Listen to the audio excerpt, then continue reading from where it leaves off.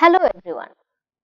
In the previous lecture, we learned about the life and works of Jyotirao and Savitribai Phule in pioneering the anti-caste movements and reinterpreting caste in an intersectional manner.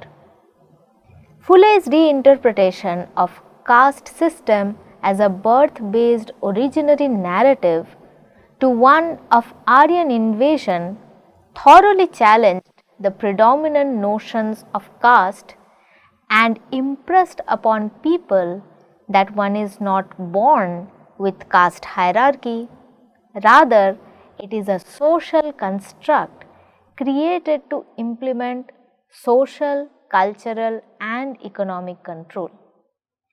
In today's lecture, we will learn about Dr. B.R. Ambedkar. Dr. B.R. Ambedkar was a noted social reformer, economist, jurist and the chief architect of Indian Constitution. Born into a Dalit family, he faced caste-based discrimination from an early age, and this helped shape his lifelong struggle against caste oppression. Ambedkar dedicated his life to securing equality and justice for Dalits and other marginalized communities. A prolific scholar, he earned multiple degrees from prestigious institutions including Columbia University and London School of Economics. Using his education as a tool, he strived to challenge caste-based hierarchies. Ambedkar's contributions to the Dalit movement were vast and transformative.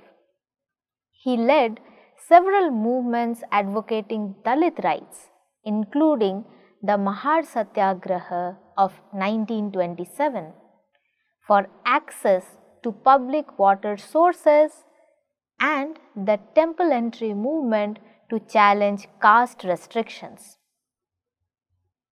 As the chairman of the drafting committee of the Indian Constitution, he enshrined principles of equality, secularism and social justice, ensuring legal safeguards against caste discrimination. He also played a crucial role in formulating the Hindu Code Bill, advocating for women's rights. In 1956, as a final act of resistance against Brahmanical oppression, Ambedkar embraced Buddhism along with millions of his followers, marking a mass rejection of caste-based Hinduism. Dr. B.R. Ambedkar was a prolific writer whose works laid the foundation for anti-caste discourse and social justice movements in India and continue to shape our knowledge. His seminal text, Annihilation of Caste, published in 1936, is a scathing critique of the caste system, arguing that Hinduism's structural basis is inherently oppressive and calling for a complete dismantling of the caste system. In another text titled The Problem of the Rupee, Its Origin and Its Solution, he provided an economic analysis of the British colonial policies and their impact on India's monetary system, showcasing his expertise as an economist. His magnum opus, The Buddha and His Dhamma, posthumously published in 1927, serves both as a historical exploration of Buddhism as well as a political manifesto advocating for its adoption as an egalitarian alternative to caste-based Hinduism. Who Were the Shudras, published in 1946, The Untouchables, Who Were They and Why They Become Untouchables, published in 1948, challenged Brahmanical myths, presenting a historical reinterpretation of caste oppression.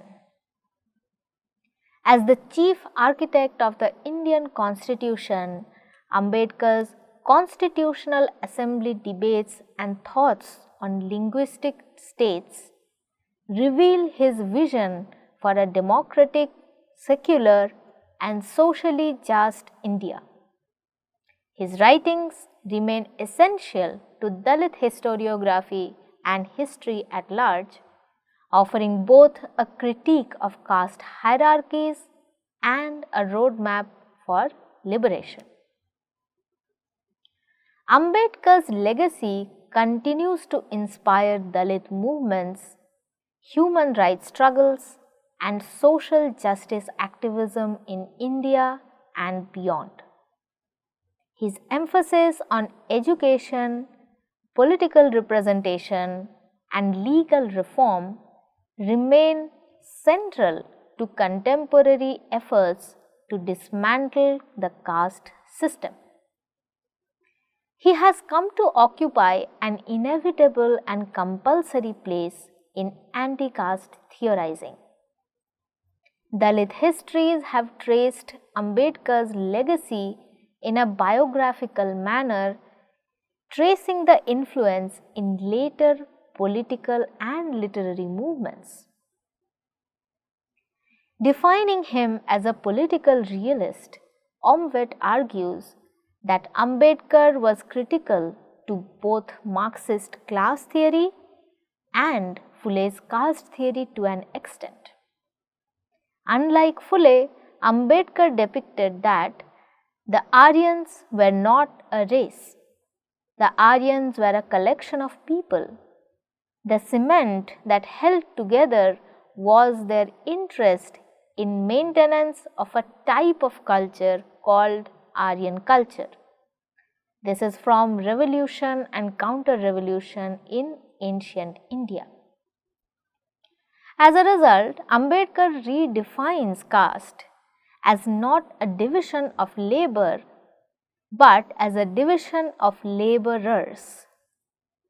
He emphasized on the ideological and religious factors in highlighting how caste creates social division among people. Gail Omvedt opines that Ambedkar's long-term strategy was to break up that majority, to dissolve Hinduism itself, and to do so by building unity of Dalits and middle castes who were non-Brahmins, which would both be a caste and class unity of peasants and workers against the Brahmin bourgeois Congress. And it is for these reasons that both in his emphasis on Buddhism and his insistence on creating a separate electorate, rejection of Hinduism was a major goal. Phule, on the other hand, saw economic and social as intertwined. Ambedkar's call for annihilation of caste changed the wind of anti-caste politics, wherein it came to be seen not as a reformist movement like Gandhi, but one that sought to view the caste system inherent in socio-economic inequality and reject Hinduism. In Dalit historiography, Ambedkar occupies a place as a champion who rejects caste system altogether and poses a political as well as social emancipatory idea for Dalits. According to Arjun Dangle, who writes in the introduction to Poisoned Bread, through his struggles against untouchability and socio-economic inequality, Ambedkar liberated the Dalits in India from mental slavery and abject wretchedness thus giving them a new self-respect. Dangle owes the emergence of a Dalit consciousness in the social and literary spheres to Ambedkar. The past few years have seen a resurgence in republication of Ambedkar's works, notably the annotated editions of Annihilation of Caste and Riddles in Hinduism, both published by Navayana Publishers, a publishing house that is dedicated to caste issues. According to its editor S. Anand, the reason for publishing this annotation is to sensitize the present day reader by placing it in a historical context. He writes, Annihilation of Caste was a speech that Ambedkar wrote for a primarily privileged caste audience. The audience has eluded it. This annotation, critical edition, is an attempt to give his work the critical and scholarly attention it deserves. The intention, therefore, is to both produce a subjugated knowledge of Dalit politics and shape a knowledge of subjugation. So, here we are looking at both the content and the process, the content of the text as well as the process and the intention and the purpose that it serves. Ambedkar provided to Dalit movement what Gramsci calls the conscious leadership. Now, what is the conscious leadership? Antonio Gramsci conceptualizes conscious leadership as a theory that is deeply tied to the concept of hegemony and the role of intellectuals in shaping social change. He argued that every social class needs its own organic intellectuals, leaders who emerge from within the oppressed class and articulate their interests against the dominant ideology. Curious and conscious leadership, in this sense, is not just about guiding people, but about creating a counter hegemony that challenges ruling class dominance. Gramsci distinguished between traditional intellectuals who uphold the status quo, such as clergy, academics, and bureaucrats, and organic intellectuals who arise from the working class or subaltern groups and develop a revolutionary consciousness. These organic intellectuals play a crucial role in leading movements by raising awareness, educating the masses, and building solidarity. Dalit history has built this cult of Ambedkar also by positing him in opposition to Gandhi, and which also links his image as a conscious leader. As Arundhati Roy's essay to the annotated edition of Annihilating Caste points out, the intention is to familiarize the reader with caste as it plays out in contemporary India and with the historical context of the public debate between Ambedkar and Gandhi that followed the publication of Annihilation of Caste. Hence, the Ambedkar-Gandhi debate over the Pune Pact in 1932 seems to be an almost inevitable addition to the anthologies. The Pune Pact was signed between P.R. Ambedkar and Gandhi on September 24, 1932 at the Yerwada Central Jail in Pune.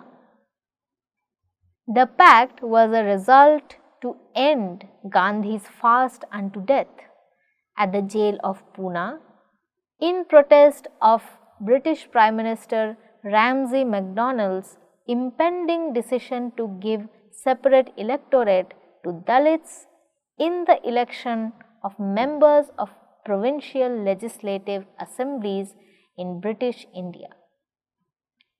Gandhi feared that this would cause a rift in uniting the Hindus of India. Ambedkar therefore is approached predominantly with two particular views: recovering the text in order to emphasize the ongoing practice on caste oppression and to locate anti-caste discourse specifically as a contrast to the dominant Brahminical politics. What this revival, for example, of the Pune Pact issue makes us understand that the idea that Ambedkar was trying to propose was not one of divisiveness or one of difference. Rather, the specific demand for a separate electorate was to ensure better representation of Dalits who could not be subsumed within the Hindu group. However, with the fast unto death system, the imposition or inclusion of everyone as Harijan thereby erased all differences among Savarnas and Dalits, and this is where the contradiction lies. It is also important to note that Ambedkar's thoughts encompassed not just caste but also gender as an intersecting manner. In a previous lecture, I have already spoken of the issue of endogamy that was propounded by Ambedkar. Such conceptualization thoroughly reorients caste as an intersectional category. Kumud Pawar and Meenakshi Moon in their book We Also Made History invoke Ambedkar's writings and speeches on sexual oppression of Dalit women, which lead them to review anti-caste struggle in a new light. One such example is the reinterpretation of the Mahar Satyagraha. Unlike Dalit historiography, where the Satyagraha is invoked as one of the very first triumphs of Dalits as a collective in reclaiming public spaces, Pawar and Moon emphasize how the burning of Manusmriti signified a challenge to caste gender oppression which functioned intersectionally. They perceive the Mahar Satyagraha not merely as a reclamation of the public place, but also within the private sphere in terms of stigma and difference among women imposed by the caste system. During the speech, Ambedkar urged Dalit women to give up the markers of caste, such as the way they wore their saris above their knee or kept their breasts bare, and instead he urged them to wear saris like Brahmin women because they were as respectful as them. And this had a tremendous effect on Dalit women who attended the conference. As Pawar and Moon note, after listening to Baba Saheb's speech, women who had come for the conference turned up the next day wearing their 9-yard saris around their ankles like Brahmin women. Mrs. Chitre and Mrs. Tipnis helped them to do this. This event shows awareness about stigma of caste being linked to gender. Thus, in Dalit feminist understanding, annihilation of caste calls for eradicating graded inequalities. And you have to remember that this move or urge to wear saris like Brahmin women was not become like Brahmins, but rather it was to gain respectability. Now, let us summarize today's lecture. Today's lecture traced the evolution of anti-caste thought from Jyotirao and Savitribai Phule to Dr. B.R. Ambedkar, focusing on how these figures reinterpreted caste as a socio-economic and cultural construct rather than a birth-based hierarchy. While Phule critiqued caste through the narrative of Aryan invasion, Ambedkar advanced the anti-caste movement by foregrounding the structural and ideological as well as the religious frameworks of caste oppression. His contributions included leading mass movements like the Mahar Satyagraha, the Temple Entry movement, drafting the Indian Constitution to enshrine principles of equality, and converting to Buddhism as a radical rejection of caste-based Hinduism. His writings, including Annihilation of Caste and the Buddha and his Dhamma, provided a sharp critique of caste hierarchies and offered a vision of social justice and liberation. The lecture also situates Ambedkar's leadership within Gramsci's idea of conscious leadership, emphasizing how he became an organic intellectual who articulated Dalit struggles against dominant Brahminical ideologies. Additionally, Ambedkar's anti-caste thought is positioned as intersectional, addressing both caste and gender-based oppression. With Dalit feminist scholars like Pawar and Moon highlighting how his activism also sought to liberate Dalit women from caste-based stigmas.